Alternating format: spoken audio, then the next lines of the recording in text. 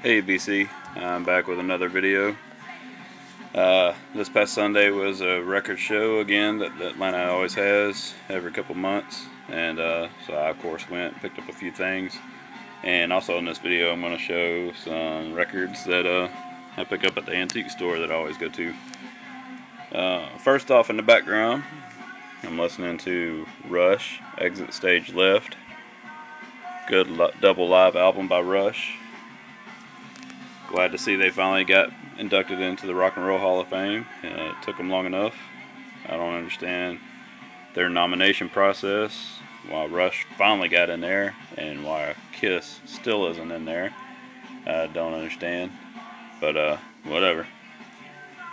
Anyway, first off, the stack here from the record show. Got a few 45s from there. Anti-Scene, All Live, No Jive, Destructo, Warmock. Good stuff. Another Anti-Scene I didn't have. Star Horror, and it's split with Empire Falls. Some good old hardcore that's kind of hard to come by on vinyl and even CD for that matter, unless it's bootleg. But One Life Crew, and it's split with Refuse to Fall. And good punk stuff here. 45 picture disc of the Vindictives. If you're a fan of Screeching Weasel or the Queers or Sloppy Seconds, it's good stuff. Alright, there's only 4 albums here that I've paid like a normal price for at the record show, and then all the rest were out of the dollar bin, or the guy who sells records for $1. It's not like, yeah, you have a dollar bin there. But anyway, I paid $10 for this. Some Jon Spencer stuff, Pussy Galore, Right Now. It's the original pressing here, Caroline Records.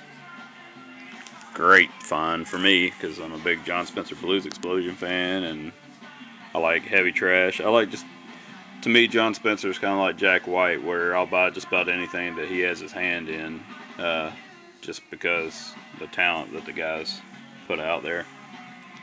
But another Jon Spencer album that I did not have, Boss Hogg. Good stuff here. Paid $10 for that one. The Cynics, Here We Are. I don't have any of their stuff. Well, I have a couple of 45s of theirs, but I don't have any full lengths. But this was only $7, so I was happy to get that. I paid $5 for this. The cover's got a little bit of wear on it. I mean, it's not really bad though, and it's got a little ring wear, as you can tell, but it is the 1969 version, so I mean, I was really pleased to get that, especially for $5, because that's only my second King Crimson album. There's stuff to get original pressings of, it's just kind of high dollar, but so I was happy to get that. The rest of these here I got from the dollar guy, and this album here I didn't know who it was. Figured I'd pick it up. It looked a little psychedelic-y, and it was a sealed copy, and it was the only one I saw in all the boxes the dude had. So it's called Some Pair. I still don't know a whole lot about them. I looked up a couple things on YouTube. They only had a few videos on there. What I heard was pretty good. I mean, it's just rock stuff, some kind of a little bit of psychedelic-y feel, but I was happy to get that for $1, so I'll check it out. I don't know if I want to open it up or not, though. I don't know enough about it. Good thrash crossover stuff here from Atlanta. I was actually surprised to see this in there, but for $1, I mean, I'd have bought this anyway, even if it wasn't $1. You just don't see this. DDT, Broken Toy. Of course, I'm gonna buy the Ventures when they're in any boxes, but especially for $1. I already have this one, but like I said, it was only $1. So Guitar Freak Out, the Ventures. I did not have this one, so I was glad to get it. The Ventures on Stage. There you go. Jeff Beck, Blow by Blow.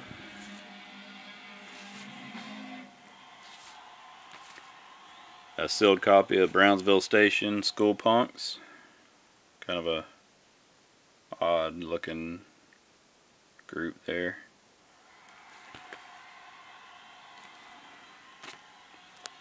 I'm not a big Wings fan, but for $1 I'll go ahead and pick up a copy of it and trade it or sell it, do something with it.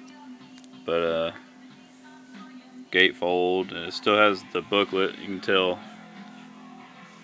there's the inside page is the only one that's come loose, but it's still there. It's just not attached, as you can tell. See, but anyway, for $1, what do you expect?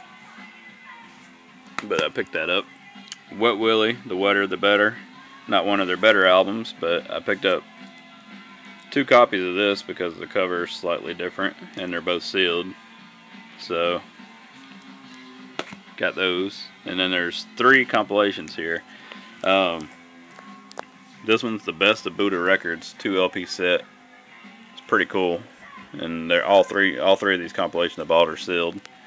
But you know the Buddha artists. Curtis Mayfield, Lovin' Spoonful, Lemon Pipers, Ohio Express, Ocean, Brooklyn Bridge, Motherlode. Some good stuff on there.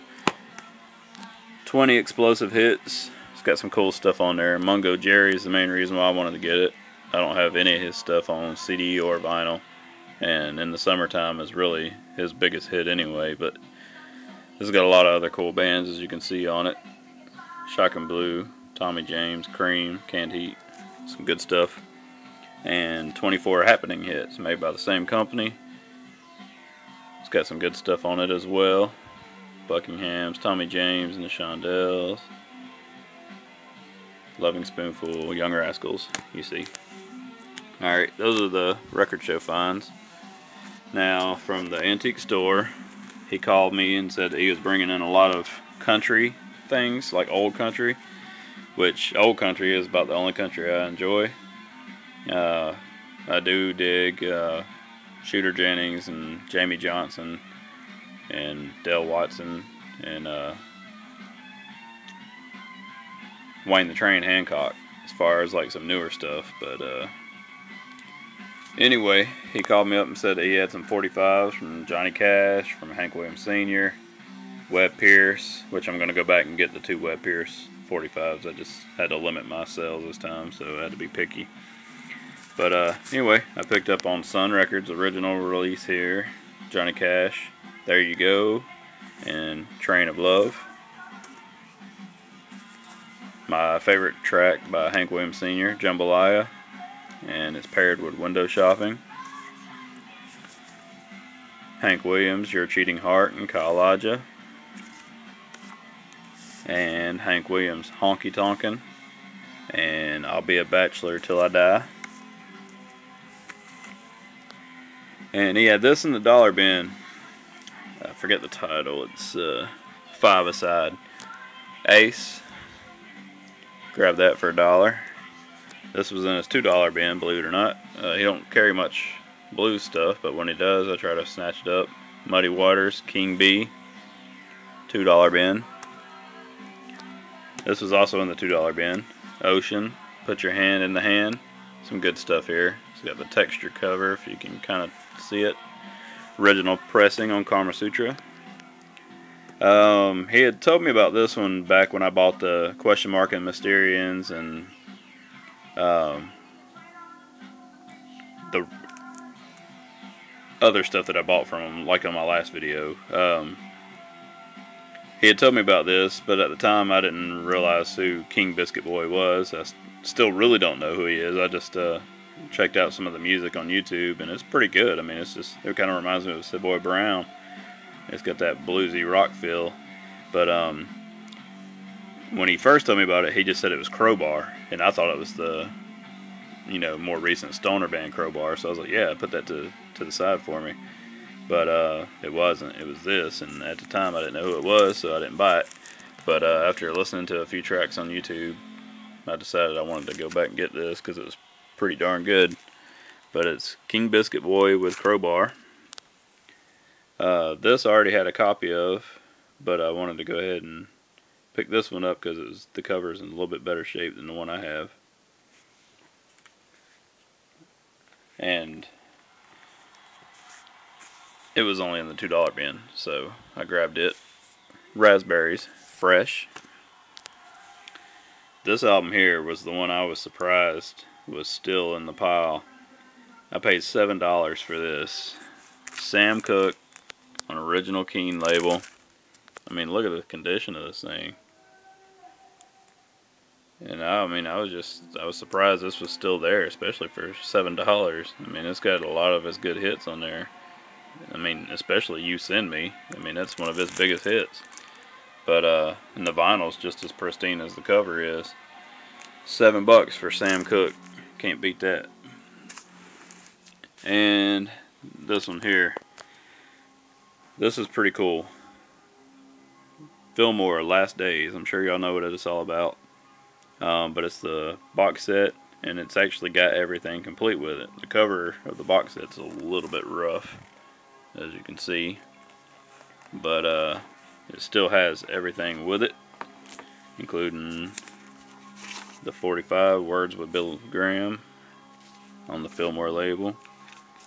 It's got all the vinyl, and you can kind of see through the thing. It's Fillmore label. I should have done this before I made the video here. Still has the poster intact. If I can open it up all the way. Anyway, you get the gist of it. And still has the booklet. Let me thumb to the middle with the ticket stub. So that's pretty cool. Still has all the things it's supposed to come with, which usually this box set is missing something. Whether it's missing the 45, whether it's missing the ticket stub, the poster. It's almost always, every time I've seen it, it's missing something. So, but he sold this to me for $8. So I was happy to get that. But anyway, that's my most recent finds here. I'm pretty excited. I can't wait to listen to Sam Cooke. It's going to be some good stuff. And I'll probably open these compilation records up over here and give those a whirl. But anyway, I appreciate it. I'm going to check out all the rest of y'all's videos that I see y'all have posted. And we'll see you next time. Y'all take care, VC.